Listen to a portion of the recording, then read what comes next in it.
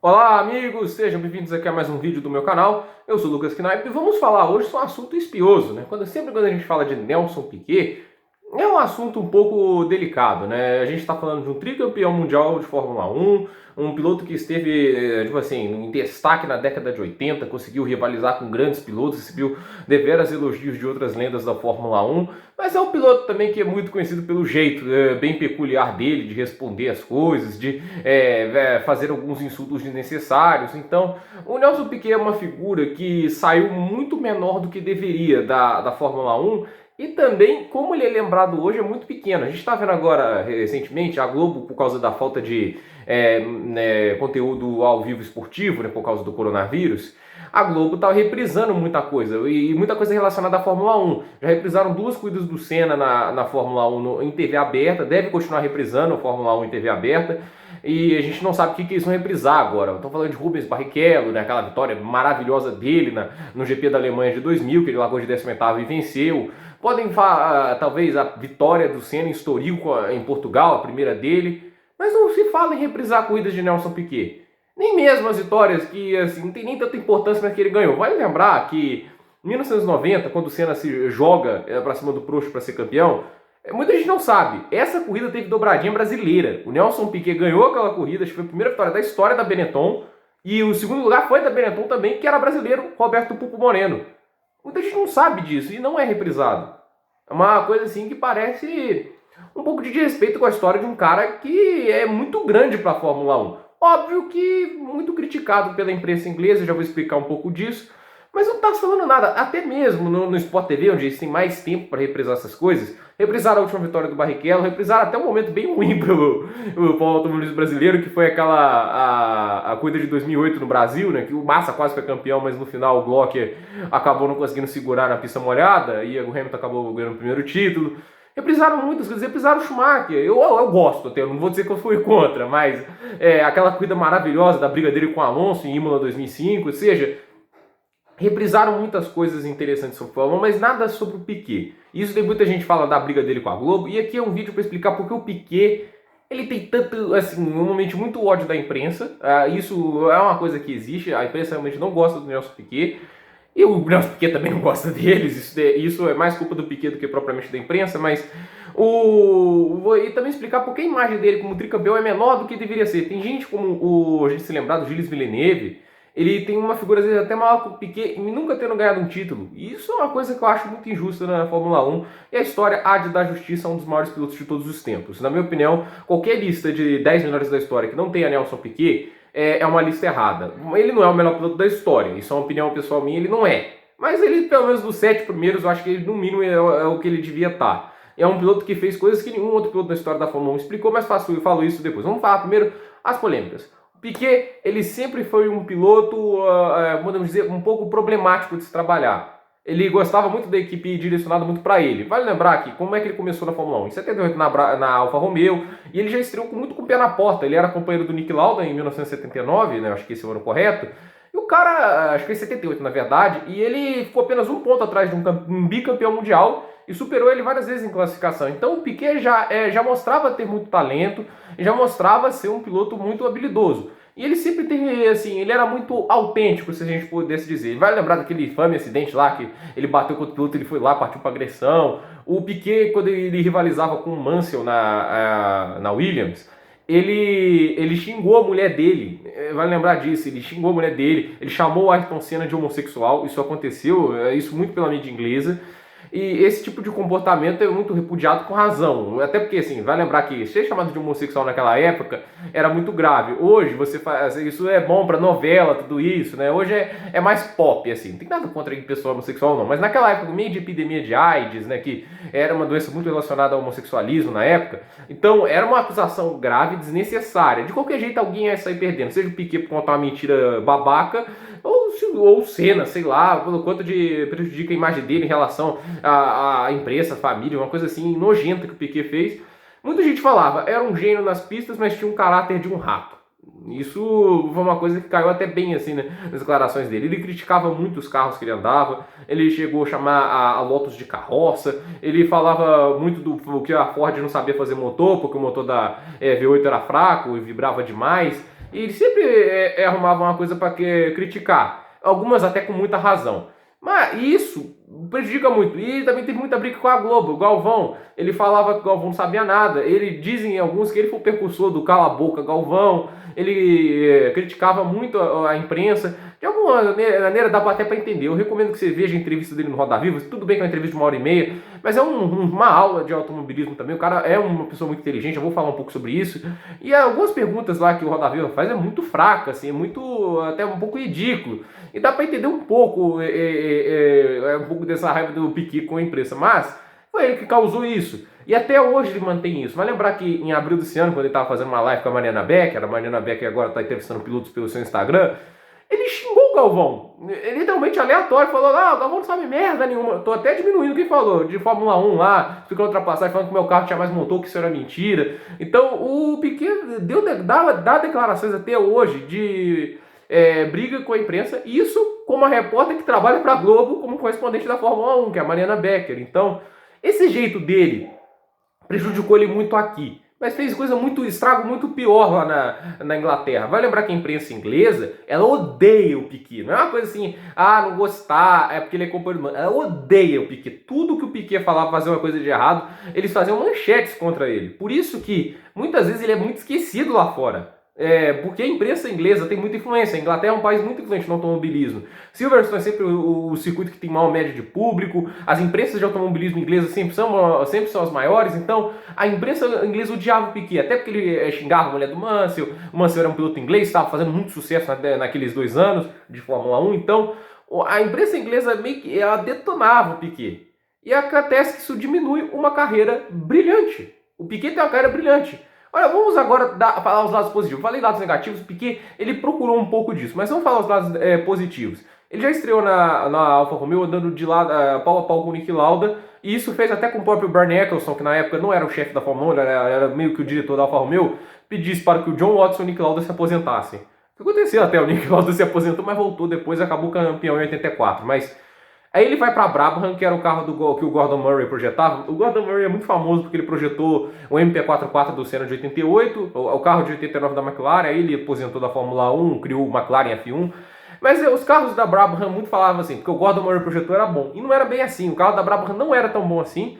E ele levou o carro da Brabham a lugares que ninguém imaginava. No primeiro ano de Brabham, em 1980, ele ficou muito próximo de ser campeão em cima do Alan Jones. Porém, o carro dele quebrou nas últimas 2 corridas, e nessas 2 corridas que o Alan Jones ganhou, o australiano sagrou-se campeão. Em 81 ele ganhou o campeonato com a equipe ficando em segundo lugar nos construtores, ou seja, ele ganhou sem ter o melhor carro. Vale lembrar que o segundo lugar dos construtores justificava porque ele infla o desempenho do carro com um bom desempenho dele. Naquele ano ele foi campeão em cima do Reutemann por 1 ponto. Aí em 82 ele andou bem de novo, mas um carro que quebrava muito. Aí em 83 ele vai lá e vence o campeonato com o carro chegando em 3º no Mundial de Construtores. Ou seja, ele inflou muito mais esse ano do que nos outros anos. Ele é o único piloto da história a ter vencido 2 mundiais de pilotos sem ter o melhor carro, né? Sem ter o carro que ganhou o campeonato de construtores. Obviamente, a gente sabe que às vezes quando o carro ganha o campeonato de construtores, se deve muito ao desempenho estratosférico de algum piloto. Nem sempre o carro que ganhou os construtores é um carro melhor, mas quando ganha, normalmente não é um carro ruim, é um carro que é capaz de competir. Não que os carros da Brabham que ele andou eram carros ruins, mas a Brabham é a única equipe da história da Fórmula 1 que ganhou o Mundial de Pilotos e nunca ganhou construtores. A Brabham nunca ganhou o Mundial de Construtores. Aí o que acontece? Ele ganha isso daí em cima do Prost em 83, um campeonato inacreditável do Piquet. Aí em 84 e 85 a Brabham faz 2 carroças e ele continua ganhando corridas, marcando poles. Ele surpreendia muita gente, até que ele consegue uma vaga na Williams. E na Williams ele começa, aí acontece. Aí foi o começo do ataque da imprensa inglesa, porque todo mundo esperava que o Piquet chegasse com a pé na porta, que ele falasse, eu mando nessa equipe, eu vou ser o campeão mundial, a Williams tem um carro muito bom. E acontece, ele saiu da Brabham muito em cima. Todo mundo falava que ele era o piloto mais completo da Fórmula 1, numa época que se tinha Prost, Lauda, Keck Rosberg. Tudo bem que Keck Rosberg não é grande coisa, mas poxa, era uma moral muito grande. Aí chegou o Nigel Mansell, que não tinha uma carreira muito boa até chegar na Williams. Vai lembrar que o Mansell não começou bem sua carreira. Ele começa com o pé na porta, né? Foi na verdade o inglês que começou a melhorar, a crescer para cima do brasileiro.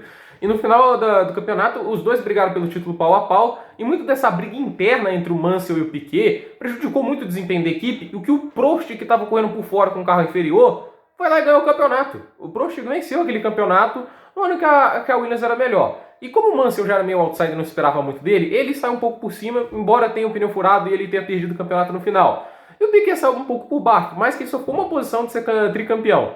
No ano seguinte, aí teve muitas acusações que na Hungria o Piquet deu uma volta no Mansell porque estava com um diferencial diferente. Aí falaram que a Williams beneficiou o Piquet. Então, assim, era uma cercada de polêmica. Por causa desse negócio de acusar o Piquet, a imprensa inglesa estava inventando muita coisa também. Tinha coisa que realmente o Piquet vacilava, esse negócio de xingar a mulher do Mansell é muito baixo. Mas ele não fazia todas as coisas que a imprensa inglesa fazia, que a Williams beneficiava ele.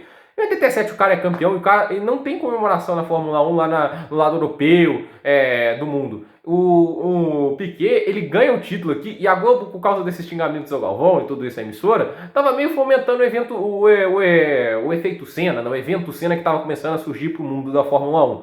E mesmo assim, um cara que ganha um título mundial muito bem, pilotou com constância o ano todo, é tricampeão mundial de Fórmula 1, naquele momento era o piloto com mais títulos em atividade. O Prost na época só tinha 2 títulos, o Mansell não tinha títulos, ou seja, era o piloto em atividade mais bem sucedido e o cara estava recebendo crédito nenhum. Acontece que depois ele sai da Williams, muito por causa da dificuldade de trabalhar lá, os mecânicos da Williams já estavam brigados com ele e vai para a Lotus. Em 2 anos de Lotus ele não anda bem. Em alguns momentos ele é superado pelo Satoru Nakajima, que foi o companheiro dele, e isso gerou muitas polêmicas. Aí nesses 2 anos, como ele fez grandes coisas, ele foi para Benetton. E na Benetton ele andou muito bem. No ano dele, em 90, ele foi em 3º lugar no campeonato com um carro que não era o segundo melhor do grid. E ele carregou o carro nas costas até o final da temporada, conseguiu vencer as últimas 2 corridas. Então o Piquet mostrou que tinha muito talento. Em 91 ele volta a vencer a última corrida dele no Canadá. Vai lembrar que essa corrida o Mansell estava 50 segundos à frente, aí o alternador dele quebrou a 3 curvas do final, tá, gente? Foi uma coisa assim, dá até pena do Mansell, e o Piquet ganhou essa corrida, que estava andando bem também. Então ele começou a dar meio que um caminho para Benetton. Ele sempre foi um piloto muito dedicado em testes. Né? Lembra que na época da Brabham, numa pré-temporada, né, fazendo os testes de equipe, naquela época não havia limitação de testes, de quantos quilômetros você tinha de testes, ele andou cerca de 75 corridas. Ou seja, um piloto muito dedicado, o cara tinha muita visão de Fórmula 1. Se você vê a entrevista dele no Roda Viva, quanto ele sabe de Fórmula 1, quanto ele entende o sistema de suspensão, o triângulo, o eixo, o cara é muito inteligente, o cara conhece muito o automobilismo, ele acertava muito bem os carros. Vai lembrar que o aquecedor de pneu é parte de invenção dele. Ele que inventou esse cobertor de pneus. Óbvio que não foi só ele, mas ele foi um dos idealizadores de uma ideia que até hoje está na Fórmula 1. A Fórmula 1 de hoje tem a assinatura de Nelson Piquet. E um cara que recebe muito pouco crédito por que é tão tricampeão quanto o Senna. E vai lembrar que em 80 e 86 ele ficou próximo de ser campeão. Ou seja, o Piquet teve mais chances de ser tetracampeão que o Ayrton Senna. Isso não é comentado, porque o Ayrton Senna ganhou os 3 anos dele, mas em 89 foi totalmente do Prost.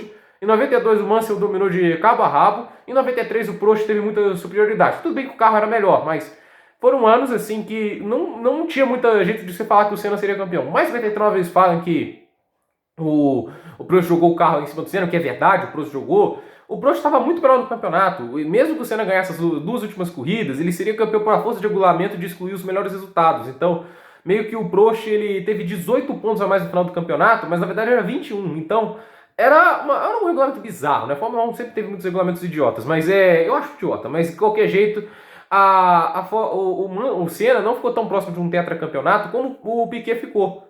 O Piquet, assim, e vai lembrar, é uma carreira de 3 títulos mundiais, 23 vitórias, 60 pódios, 24 pole positions, em apenas 2 vezes tendo o carro mais forte do grid, 86 e 87. Por mais que 86 não tenha, nos 2 anos venceu o Mundial de Construtores, na verdade, por mais que 86 a Williams não tenha sido campeão de pilotos, era o melhor carro.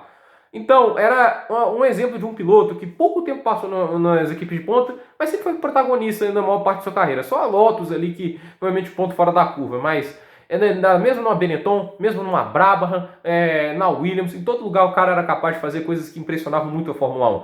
Lauda definiu o Piquet como um cara que ele reunia o melhor de cada piloto. Ele disse que tinha a velocidade do Prost, ele tinha do Mansell, ele tinha a habilidade, a experiência de Keck Rosberg, ou seja, o Lauda fez elogios inacreditáveis. Ele falou que foi o melhor piloto que já correu contra na Fórmula 1, mais do que Hunt, mais do que Prost, mais do que qualquer outro. Então, é um cara que tem um respeito desse, um tricampeão mundial de Fórmula 1, que é o Niki Lauda, que é muito respeitado.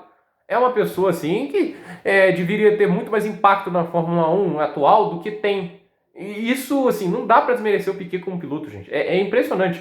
O cara é gênio demais. É muito gênio. O que ele fez na Fórmula 1 Ninguém fez, ninguém na história foi campeão 2 vezes com um carro que não ganhou o Mundial de Construtores. Houve exemplos de gente que ganhou ser Mundial de Construtores? Houve. Em 94 a Benetton não ganhou o Mundial de Construtores, o Schumacher ganhou o título. Na verdade foi 2000 que a McLaren vence o Mundial de Construtores e a Ferrari ganha o título, né? O Schumacher ganha o título, ou seja, acontece assim, mas isso é muito incomum. Só o Piquet conseguiu fazer isso 2 vezes e quase fez 3, né? Porque em 80 ele estava pilotando melhor sem ter o melhor carro. Então sempre foi um piloto que tirou o máximo do carro, sempre foi um piloto que soube desenvolver, sempre foi um piloto atencioso muito aos detalhes. Isso é uma coisa muito rara da Fórmula 1, do cara ser um gênio tanto nas pistas como no lado técnico do carro. É um cara de muito QI e muito conhecimento. Óbvio que o jeito dele atrapalha? Atrapalha. Mas a gente tem que tirar o chapéu para um dos maiores pilotos de todos os tempos e ele ser brasileiro, né? A gente tem que ter um pouco de respeito com o Nelson Piquet. Ele marca a história da Fórmula 1, acho que é um crime ele ser tão esquecido como em vários aspectos. O cara, para mim, merecia estar reprisando algumas suas histórias. Ele teve corridas tão heróicas assim quanto do Senna, talvez as melhores corridas do Senna são melhores que a do Piquet. Mas ele teve corridas muito legais, aquela dos pedais superaquecidos, né, que ele estava gritando na reta quando acelerava o carro, ou seja, ele teve muitos exemplos de grande superação e merecia também um grande destaque, porque é também um grande nome do esporte brasileiro, é um dos maiores nomes do esporte brasileiro na história e um dos maiores nomes da história do automobilismo. Esse é meu vídeo em dedicação a um grande piloto que Nelson Piquet é. Por esse vídeo é isso, dúvida nos comentários, deixe seu like, se inscreva no canal, compartilhe o vídeo, eu espero que você compartilhe o vídeo para o máximo de pessoas aí que são fãs e gostam do piloto Nelson Piquet. Até o próximo vídeo.